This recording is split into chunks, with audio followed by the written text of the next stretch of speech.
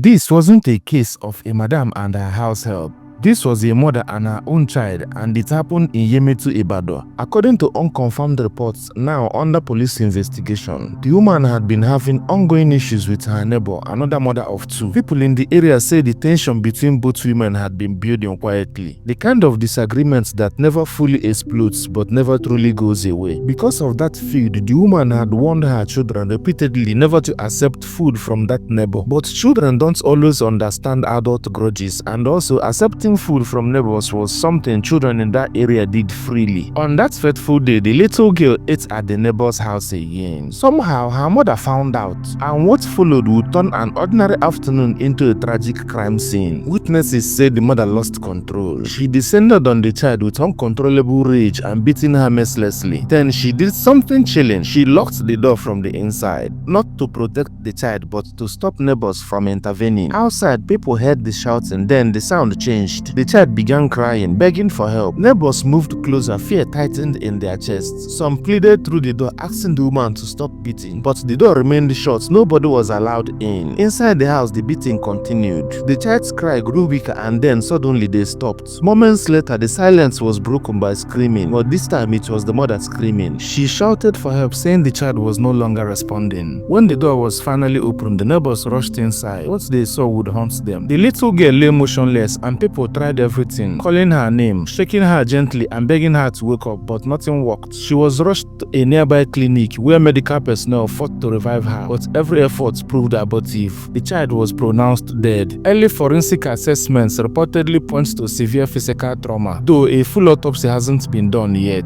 Outside, the street erupted. Some residents cried openly. Others stood in shock, unable to speak. Anger spread through the crowd like wildfire. People who had earlier begged the woman to stop beating the child contacted the police immediately. The police officers arrived swiftly. They immediately took witness statements and secured the area. Then came the moment no one will ever forget. The woman was made to carry the lifeless body of her own child into the police van herself. The person meant to protect that child was now the focus of a full criminal investigation. The police have since confirmed that the case is under active investigation and promised to leave no stone unturned in ensuring justice is served. This tragedy has reopened painful conversation about child abuse, unchecked anger, and warning signs communities sometimes hear but are powerless to stop them. This is still a developing story. I will continue to follow this case closely, and if any new updates emerges, you will be the first to know. What do you think got over the woman that made her behave in such an erratic and irresponsible way? What do you think will be the position of her husband when he gets the sad news of the demise of his daughter? Drop your thoughts in the comments. I will draw the curtain here, but before then, for more true crime stories, please like and share this video. Subscribe to my YouTube channel and turn on the bell notification button so that you'll be the first to know when I drop a new video.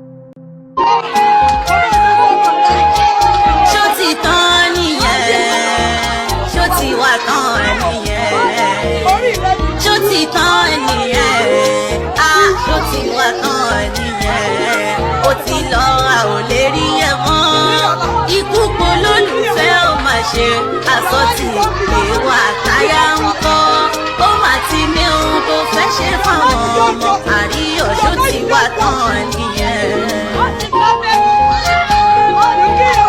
Ṣó ti tán nìyẹn, ṣó ti wá tán nìyẹn, ṣó ti tán nìyẹn, ṣó ti wá tán nìyẹn. Ó ti lọ a ò lè rí ẹ mọ́, ikú polólùfẹ́ ó mà ṣe. Àsọtì èèwọ̀ àtayá ń kọ́ ó mà ti ní ohun tó fẹ́ ṣe fáwọn ọmọ àríyànjó ti wá tán nìyẹn.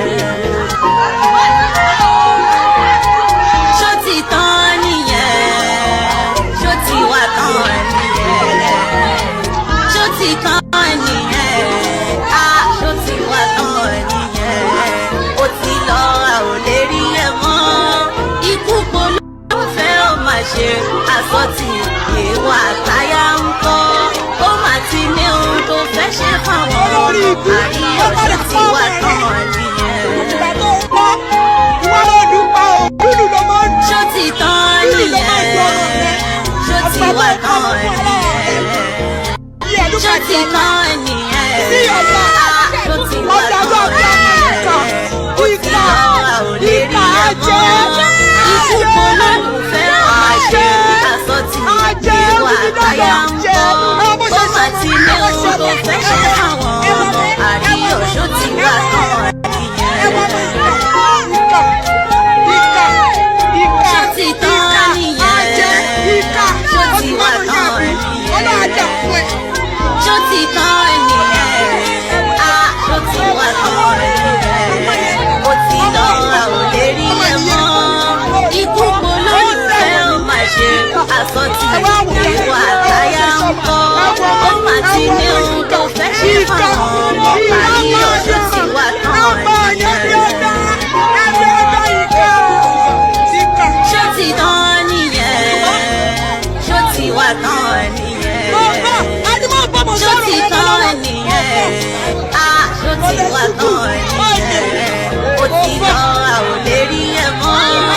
Ikú polólùfẹ́ ó mà ṣe àsọtì ìwà.